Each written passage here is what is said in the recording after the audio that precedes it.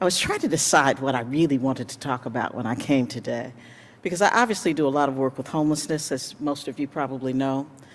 And so even though I'm here to talk about children today, I do want to give you one fact that I think you all should realize, is that one of the fastest growing groups of people who are sleeping on our streets today look just like me. My age, my color. We just think about it as we think about what we do at both ends of society with our children and with our seniors. But today I'm going to talk about young people, because I do believe that a nation should be judged by how it treats those at the beginning of their lives. And I'm not sure what our grade is, but it's not what I would want it to be.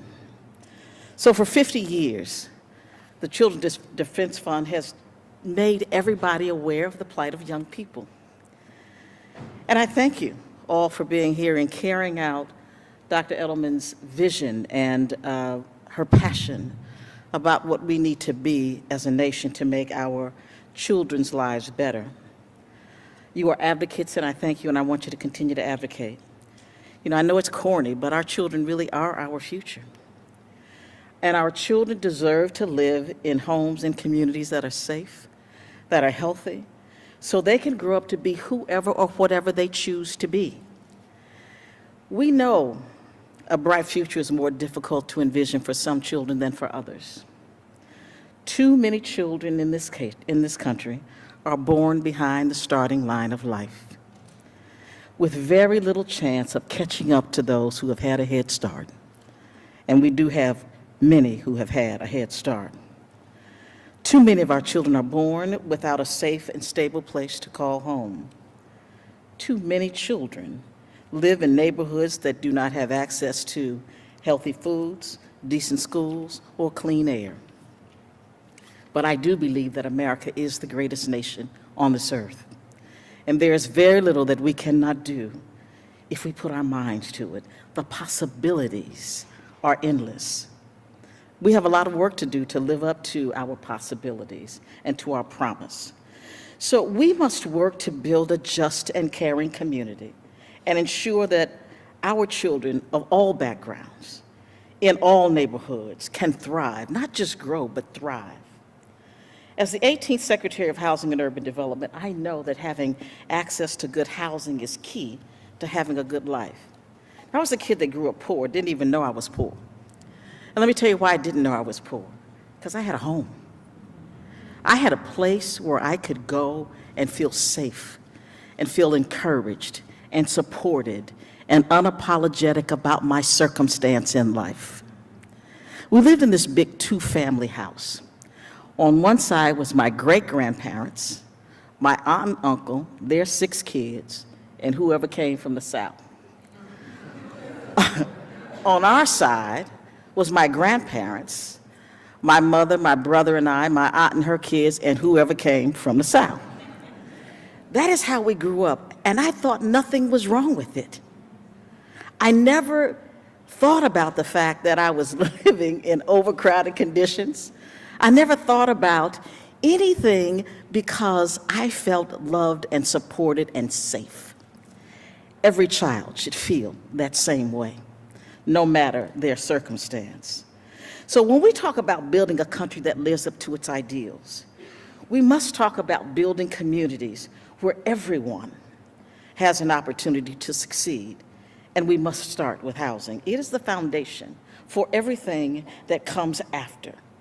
So in just communities, no one should have to sleep in their car, have to couch surf, to sleep on park benches, just to feel some sense of being human. Let me just tell you how many of these people I talk with.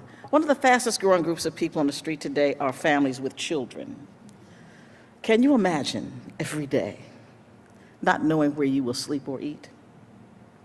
It is a very difficult thing to do in the greatest nation in the world. We should be ashamed of what we allow to happen to our children every day.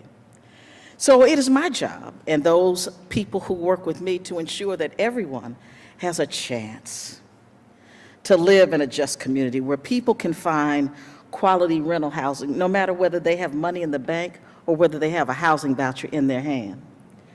In caring communities, those who re-enter society will finally get a real second chance to live in a place that they can call home. And I say, as both the HUD secretary and as someone who grew up poor, growing up should not be hard. It should not be hard. But too many people, especially young people in this country, don't have those opportunities. We need to create an environment. My staff is looking at me because they know I'm getting ready to go off all of this script that I have in front of them. So they're making eyes at each other. I'm looking at them. It's what they do. I remember Dorothy Height once said that we are not problem people. We are people with problems. And it is the government's job to help solve them. So we have to do the things that problem solvers ought to be doing. In the administration I work in, I will have to say the president pretty much lets me do whatever it is that I choose to do, because they really couldn't stop me if they tried. So we have made it such that young people, y'all laughing, but they think the same way. Don't tell them I said it. We have made it so that millions of young people can now have free access to internet or to devices they need through the Affordable Connectivity Program. Just think about how many children we lost during the pandemic who could not find a way to go to school. So now we're changing that because we know it's a problem. We are replacing lead pipes all over the United States because we have decided that children should not live in a place that makes them sick. I'm from Cleveland, Ohio. In my opinion, we have the greatest health care in the world. The Cleveland Clinic, university hospitals, rainbow babies, and I could go on and on. But people that look like me have a hard time accessing it. And more importantly, children in our public schools at a rate of almost 90% have elevated levels of lead in their bodies. There is no good level of lead in a child. And the president of the Cleveland Clinic told me that we lose almost 1,000 children annually in our county to the debilitating effects of lead. We have to do better as a nation. So we are putting resources behind making sure that we can eradicate lead in pipes to the tune of almost $1 billion. We know that if we are to be the kind of nation we should be with just and caring communities, then we have to be equally committed to making sure that people can not only find a place to live, but stay in the place that they find. We as an administration under this watch have awarded more than 120,000 vouchers, more than has ever been given out, at least in the last 2 decades. And we are proud to say that we are dealing with people who are fleeing domestic violence, young people transitioning out of foster care, homeless people. We are doing the job, but we cannot do it by ourselves. I'm going to just say a few more things, and I'm going to stop because they're looking at paper and they don't know where I am. Zip codes in this country still matter, but they shouldn't. We should be able to live in any community and make sure that our children can go to a decent school. That's why I'm here where I am. I had decent schools, teachers who cared, a community that cared. I knew every neighbor on my street, and they did not let me stray far. It is important that all of us have a responsibility to take care of all of our children. We do things like community development block grants, choice neighborhoods, so that we can build more housing in communities of need. And we do it on a huge basis. Just this year, $3 billion in community development block grants, more than $1.7 billion in choice neighborhoods. We are doing our part. You, I know, are doing your part, but so many people are not. You know, we give lip service to things and then we forget about them. We see hungry children today and we worry about it, but if we see them long enough, we don't see them anymore. They become invisible. So we need to figure out how we can help people. So let me just tell you 3 things that we're doing that I'm very, very proud of. One is we know that most people who really should have a home don't have one. And so we have made it easier for people of color and people of modest incomes to purchase a home. We have said no longer will student debt prevent you from buying a house in this country. So So we have changed the way we calculate student debt. You shouldn't be punished for getting a better education. We have said that when people come to us saying they have no real credit history, we would say that they were not worthy of credit because they don't have any credit. Now, I know that sounds retarded, and it is ridiculous. It is now such that if you have a positive rental history for 12 months, we consider that good credit, if you just pay your rent on time.